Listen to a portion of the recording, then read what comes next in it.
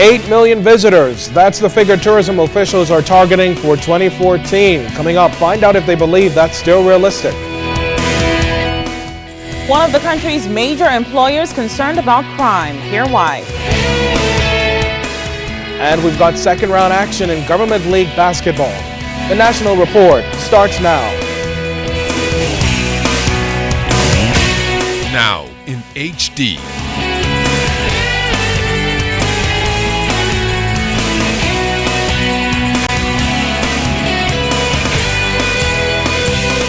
ZNS Network presents The Bahamas Tonight. This segment of the news is brought to you by BTC, powered by Lime. The fear of crime in New Providence has sparked concerns at all levels. Good evening, I'm Candino Knowles. And good evening, Bahamas. I'm Altaviz Munnings. As the government beefs up its defense on crime, tourism officials are doing all they can to ensure that the tourism industry does not falter. Minister of Tourism Obi Wilchcombe addressed the issue today with our Janelle Noel Ferguson. The Ministry of Tourism set out an ambitious goal earlier this year, 8 million visitors by the end of 2014. But can that goal still be achieved as the country's tourism sector has been challenged with many issues that had the potential of crippling the tourism industry?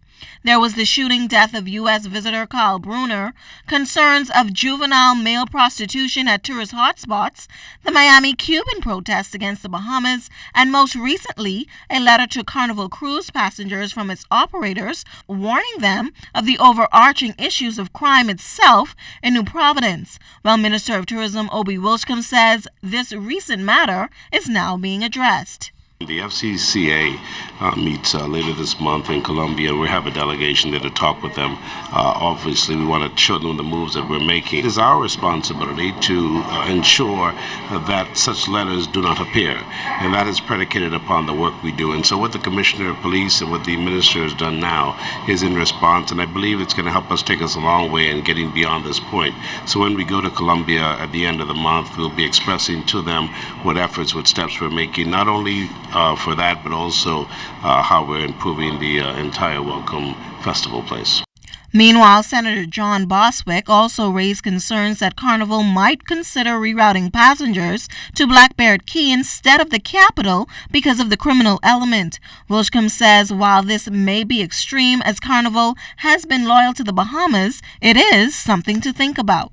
To think that Carnival would do something like that, I don't think so. But the senator has raised it. Obviously, he has an opinion. But I believe that Carnival has shown us over the many years that they've been good stewards to the Bahamas. Now, despite all that has happened this year, Wilchcombe says there's been no major fallout in numbers so far, and he's convinced that the 8 million visitor target will still be reached. Sometimes a crisis creates opportunity, and we do have to fix some things in our destination. Product is fundamentally important, and so we have to look at all the concerns. I believe that the issues that we have in our country are solvable. We can fix it. We just have to have the will to do so. And although this may be a seemingly tough year for tourism, Wilchcombe says that the year 2014, next year, will definitely be a turnaround. Renee Noel Ferguson, ZNS Network News. Meanwhile, officials from the Atlantis Resort on Paradise Island are also very concerned about the impact of crime on the country's image and tourism product. Brookfield's Hospitality's president and managing director, George Markintonis, recently pointed out that if this crime problem is not effectively addressed, it could have long-term implications. We can't ignore it because once the real damage is done, it will take 10 years for us to recover. And I reference Aruba, which is still feeling the effects of that incident many years ago. And we are told that by all the consultants and analysts that we get to measure what's happening in various destinations. So we can't afford to let this get out of control. Well, Markintonis was referencing the aftermath of the disappearance of American visitor Natalie Holloway to Aruba. The Atlantis Resort monitors all crime warnings as they can impact bookings as well as negatively impact the national tourism product. Well, the hotel executive talked about Carnival Cruises' recently crime warning issued to passengers disembarking here in Nassau. It's not good news that a cruise ship company apparently has a letter in its cabins, advising its passengers not to disembark or to be very careful when disembarking in Nassau. And that's a fact. It's a fact that the Bahamas Hotel Association and all the promotion boards are working closely with the Minister of Tourism to try and change. That's discouraging because it tends to paintbrush the whole destination, when in reality there are pockets of areas where these crimes occur. Still on tourism, the government is discussing the new fee structure with airlines coming into the country. Minister of Tourism Obi Wilchcombe hopes this matter can be resolved, as it's the ministry's goal to also increase airlift into certain islands. He said the government is working along with the Ministry of Finance, but doubts that any compromise on the fees will be included in those discussions. We're going to put in place a plan that's acceptable to all. It's not compromising at all. It's ensuring that we have a plan that's working for it, that will give us what we're looking for, and will ensure that they have what they're looking for. But it's a partnership. We're working with them now. The Minister, Michael Akitas, is working with us because, they want to put some new airlift into the market. So for that to happen, it's a give-give situation. In other news, Labor Minister Shane Gibson says yesterday's protest by Bahamas Union of Teachers members and other trade union affiliates shows democracy in action. Minister Gibson adds that while there was nothing wrong with the actions taken by members and they were within their right to protest, they must be prepared to deal with the consequences, even if that means a pay cut.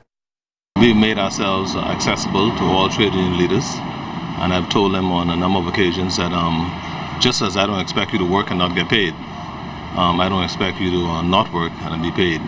And so once you withdraw your labor,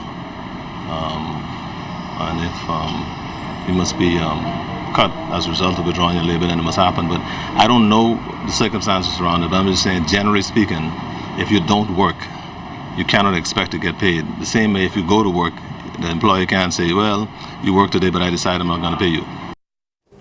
Jurors in the Renee Sherman, Ginaldo Farrington, and Cordero Bethel murder trial have been excused until Monday. This will allow legal discussions to take place between both sides. Renee Sherman is accused of conspiring with Farrington and Bethel to kill her husband, 47-year-old banker Stephen Sherman, last February.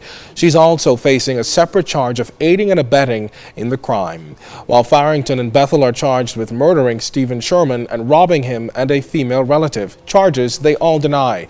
During today's proceedings, a neighbor of the accused, Renee Sherman, testified that he was at home last February when he heard gunshots. He told jurors he ran outside and heard a child screaming, quote, "He got shot," end quote. The witness testified that Renee Sherman also came outside and asked who had gotten shot. He also told jurors he saw the body of banker Stephen Sherman lying on the ground.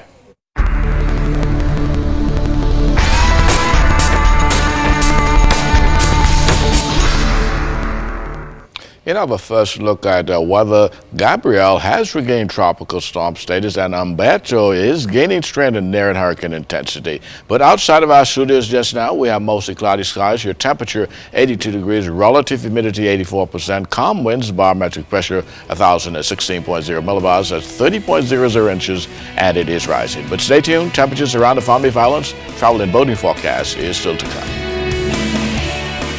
Coming up, find out why this group is looking for more signatures.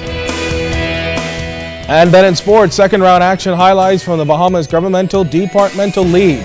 You're watching the Bahamas Tonight.